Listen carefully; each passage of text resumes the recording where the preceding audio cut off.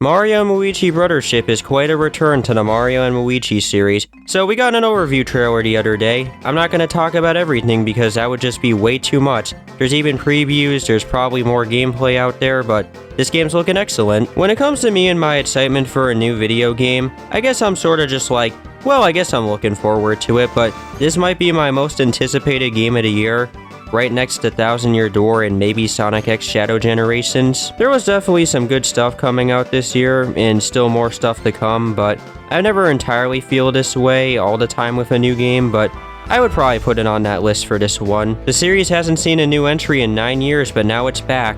So, the premise of the game's pretty simple. Concordian got split up and you have to go find the different pieces of the island that it used to be. So you go around on your ship, you can freely explore it and find these islands, but there's also secret ones out there that you can find. I actually like how the game is structuring this. While you're going around to the different islands, you could just freely explore the ship.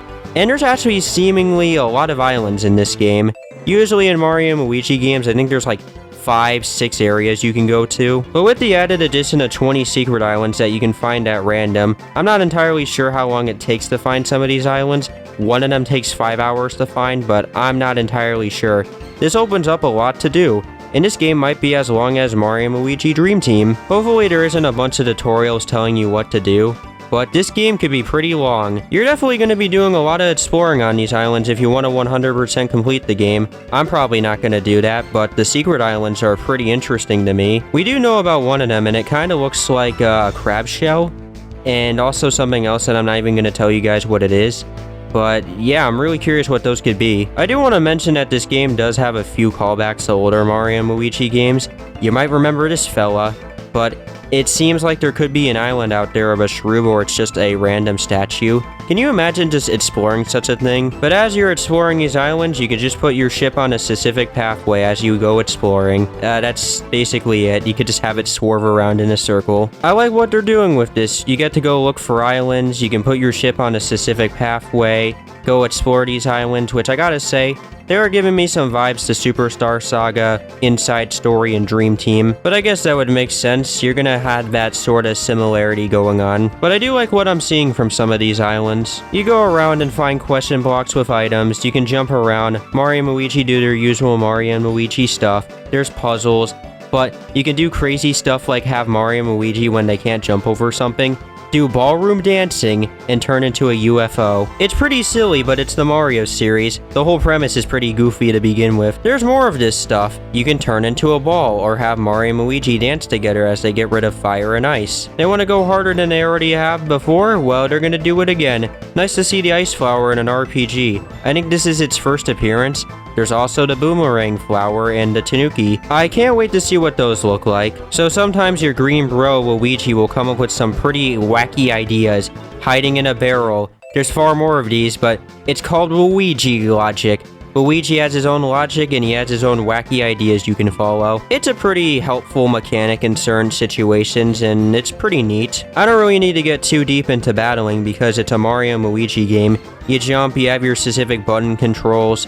It's just now in 3D and you have some cool camera angles. There are some things I could say about some of these enemy designs, but you can also dodge them too, because of course. So battle plugs, we finally know how these work, and they actually look like they could be pretty fun to pull off. I noticed that there's 2 of them that look like the shells from Mario Kart. I'm talking about the blue shells from Mario Kart, but you can pull off a crazy amount of damage with these and get like the coolest animations of all time. So you know what Bros attacks are, and in this game they function practically the same.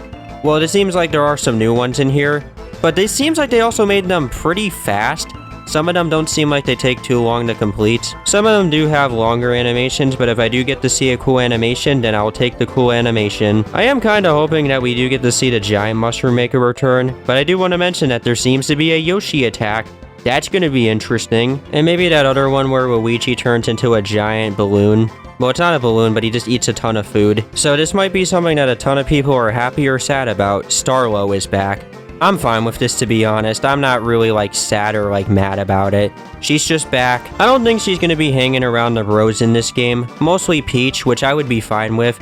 I don't think they've actually ever interacted all that much except for that one time in Inside Story. I think that was mostly everything I wanted to get into. I know there's boss fights and there are these cool quick time events you can have with them. Bowser and his minions are here, even Bowser Jr., and apparently his minions can get along with the Concordians. So I'm interested to see what that's like. I'm really sad I gotta beat these guys up though. I'd actually like to talk to his minions and see what they're up to. The game has some pretty nice render art, like you actually gotta see it to believe it. From translations, the main villain suffers from extremely bad memory loss and has a hard time remembering people's names. If this is the case, I think he could be a pretty entertaining villain. Imagine if his minions have to constantly remind him, "Hey boss, that's Mario and Luigi." I like the weird bow tie thing he has. It looks like a sword, or two swords, and he also has a green and red neck scarf. I wonder why he'd have such a thing. The game has some pretty nice animation going on, and seeing the 2D art style be replicated in 3D looks just, they emulated it pretty well. So that's all I wanted to get into. I know there's probably a lot more I'm missing, but this game comes out pretty soon, and the time just has to come as soon as possible. So I'll see you guys next time, and bye.